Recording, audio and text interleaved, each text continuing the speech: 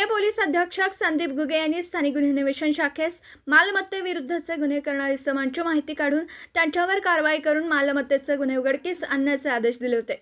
सदर आदेशाप्रमाणे पोलीस निरीक्षक सतीश शिंदे स्थानिक गुन्हे अन्वेषण शाखा यांनी स्थानिक गुन्हे अन्वेषण शाखेकडील सहाय्यक पोलीस निरीक्षक सिकंदर वर्धन व स्टाफ यांचं एक पथक तयार करून घरफोडीचे गुन्हे करणाऱ्या संशयित इसमांची माहिती काढून त्यांच्यावर कारवाई करण्याकरिता आदेशित केलं होतं। त्या अनुषंगाने जत विभागात पेट्रोलिंग करीत असताना सहाय्यक पोलीस निरीक्षक सिकंदर वर्धन यांच्या पथकामधील पोलीस शिपाई प्रमोद साखरपे, पोलीस हवालदार हनुमंत लोहार व पोलीस नामदार सोमनाथ गुंडे यांना त्यांच्या बातमीदाराकडून बातमी मिळाली की संतोष चव्हाण राहणार जत व त्यांचा मुलगा आशुतोष तसेच करण चव्हाण व पांडुरंग पवार राहणार सोलापूर असे चौघे जण एका पांढऱ्या रंगाच्या झायलो चारचाकी गाडीने जत येथून सांगलीकडे सोन्याचे व चांदीचे दागिने घेऊन विक्रीकरिता जाणार असून त्या दरम्यान ते जत येथील जत ते कवटेमहांकाळ रोडवर असलेले जाधव वस्ती येथील रज्जाक नगारजी यांचे बंद असलेल्या हॉटेल सानिया गार्डन येथे थांबणार आहेत।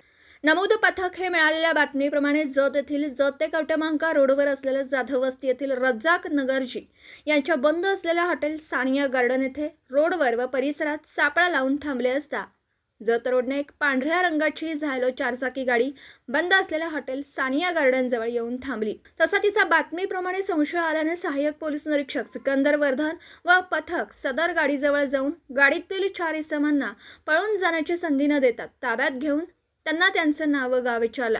त्यांनी त्यांची नावं 1. संतोष तुळशीराम चव्हाण वय वर्ष 42 राहणार एकता नगर सातारा रोड जत जिल्हा सांगली। 2. आशुतोष संतोष चव्हाण वय वर्ष 21 राहणार एकता नगर सातारा रोड जत। 3. करण अर्जुन चव्हाण वय वर्ष 19 राहणार होनसळ तालुका सोलापूर जिल्हा सोलापूर आणि 4. पांडुरंग सुनील पवार वय वर्ष 26 राहणार राहोटगी तालुका सोलापूर जिल्हा सोलापूर अशी सांगितली। सहाय्यक पोलीस निरीक्षक सिकंदर वर्धन यांनी त्यांच्या अंगझडतीचा व गाडीच्या तपासणीचा उद्देश कळवून पंचासमक्ष गाडीची झडती घेतली असता सदर गाडीच्या मधल्या सीटच्या खाली एक कापडी पिशवीमध्ये सोन्याचे व चांदीचे दागिने व गाडीचे मागील बाजूस सीट खाली कापडी पिशवीमध्ये स्टीलची पाईप, कटावणी, चाकू, पाना, screwdriver, battery, mask, hand gloves इत्यादी साहित्य मिळून आला।